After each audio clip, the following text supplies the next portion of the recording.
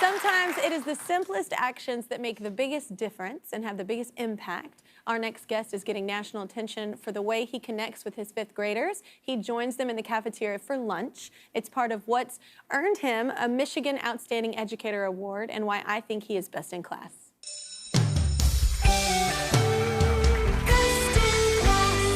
Go ahead. Well, from Paw Later Elementary School, let's welcome Dan, everybody. Give it up for Dan. Well, congratulations on the Outstanding Educator Award. I hope my students give me that kind of a reception. Yeah, the applause. Applause. Because usually they just boom me and make fun of me. So. Yeah. No, they're supposed to do that. That's a fun relationship. So how did it make you feel, though? Like, because it's a, look, we were talking, my mom was a teacher. It's a thankless job a lot of times, you know? So, and you don't get paid a ton usually. That's and right. It's like, you know, you're there because you want to be there and you want to help these kids. So, like, how does it feel to be validated, you know? I mean, it was great. I remember like it was yesterday. I think it was 2018, 2019. My superintendent at the time, a school board member, and then a representative from the state waltzed into my room unannounced. Yeah. So I immediately looked out at the kids like, what'd you do? Yeah. Like, what is going on? And then they presented me with the recognition, and it's great. You know, but, you know, teachers don't come to school for awards like that and trophies. We come to school because, you know, we love what we do. We love the kids. It's nice to be recognized. It reminds me that I think I'm on the right path. I think I'm doing what's right by the kids. But it reminds me that I still got a lot to get better at, to keep working hard, to keep being, hopefully, you know, what all those kids need out of me. So. Absolutely. And there's a lot of different needs there going on. So what made you want to be a teacher in the first place? A lot of it had to do with sports. You know, a lot of coaches, and then obviously a lot of teachers growing up that had a big impact on my life. I think the defining moment for me was back in high school, my junior year. We had to coach a youth basketball team. And I just remember how much joy the kids had out of being around, you know, 16 and 17-year-old punk kids. But they put us up on this pedestal as if we were these superstar athletes. Yeah. And then just watching them learn how to dribble between the legs, or finally making a layup, or finally winning a basketball game on Saturday mornings. We would, you know, player versus player, team versus team, and there was some competitiveness there aside from wanting to beat your teammates. But it filled my cup watching those kids.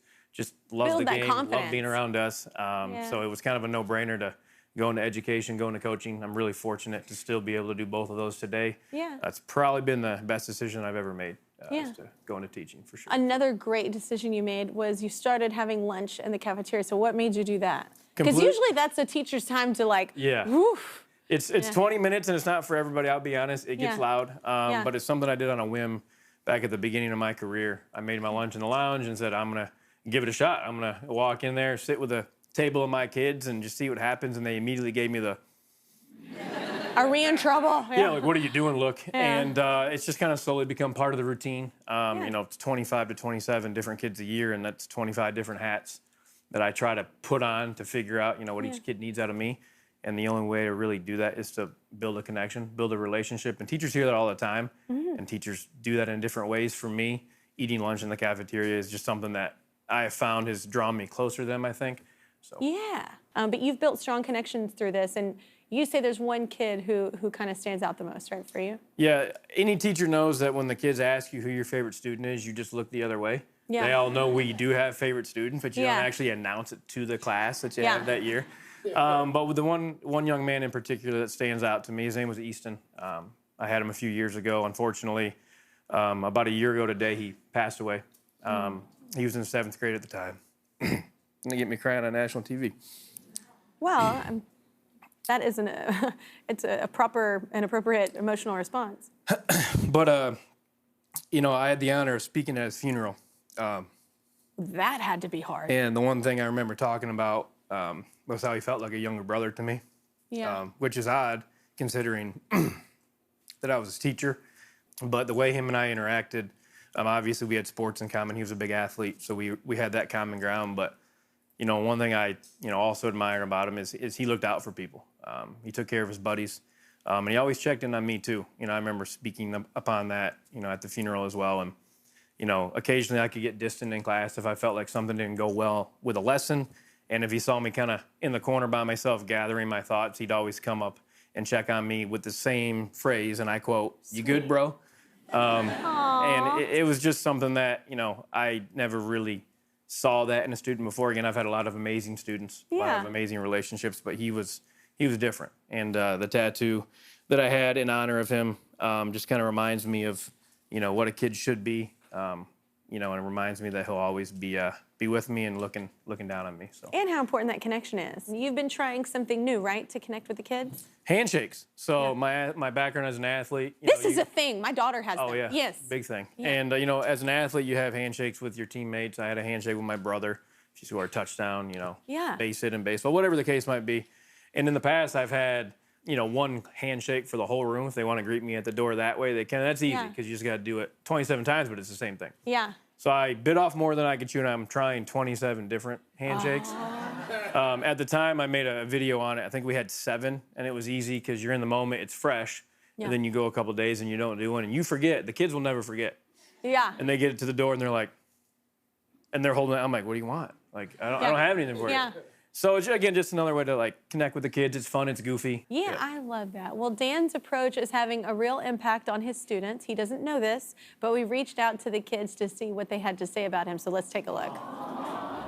Mr. Schutz is the best teacher ever because he makes us all feel special and even picks up food sometimes. He always is right there when you need him. He's the kind of person you can joke around with. And he also plays a lot of jokes on us, and we also play a lot of fun games. We try and teach him TikTok dances, but he can't get it. He makes secret handshakes with Very us. true. No shit. My handshake with Mr. Schutz includes a dab up. Mr. Schutz is the best teacher because he tells stories on Fridays and he doesn't give homework. He lets us tweak up in class. Mr. Schutz, you're the best teacher. You're the best, Mr. Schutz. Thank you, Mr. Schutz. We love you, Mr. Schutz.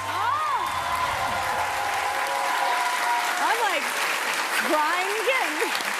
Oh, you're doing fine. When I walk in tomorrow, they're going to ask for extra credit because of that. Yeah. Well, give it to him. I might have to. No, how does it make you feel, man? That's so cool. That's what it's all about. They are hard to impress. It's just about showing up every day and giving them your best and trying to find common ground, and then also teaching them how to add 2 fractions together, which is not easy in itself. But yeah, also not easy for parents when y'all send that homework home. I'm like Google. So wait, you also use your, and I love that they called you out for not getting the TikTok dances. Oh, so bad. Played sports my whole life. I cannot dance. Oh my gosh, gosh, it's amazing. So wait, you also use your TikTok page to attract donations for the school, right? Yeah, back during COVID, I saw a teacher on social media kind of create an Amazon wish list. And I thought that was a pretty cool idea. It's brilliant. Yeah, I'll start one. Because a lot of teachers have to pay for their own. It's we can do it, but it gets really expensive really fast. Yeah. You're thinking of 25 to 27 kids a year, folders, pencils, notebooks, you name it. What the heck, just put together a wish list, and you quickly realize how many genuine, kind people are out there that want to help educators. And then, I didn't want to save it for myself, so I've kind of offered it up to my grade level colleagues, and it's kind of a community wish list at this point. And I'm making known that these items benefit me, my students, my colleagues, and whatever helps everybody's teaching lives be a little easier, because again, we don't make a ton of money. Yeah. Things get expensive, so it's been a big blessing. Kids get excited about that too, about school supplies. Like, oh my gosh, I'm 42 years old and I still get excited going into Target and you see the aisle. I'm like, I don't need any of this. I want it. Well, Scholastic knows teachers are superheroes who help students become their best selves, and to ensure you and your colleagues have the resources to support your superpowers, they are donating $10,000 to Pawpaw Later Elementary. Really? That's awesome. Yes! Thank you so much. That's Absolutely. amazing. Oh my That's gosh. crazy. No, it's amazing what you do. Teachers are incredible. I don't know how y'all do it, but we need a short break, everybody. We're going to be right back with what I'm liking, other than him.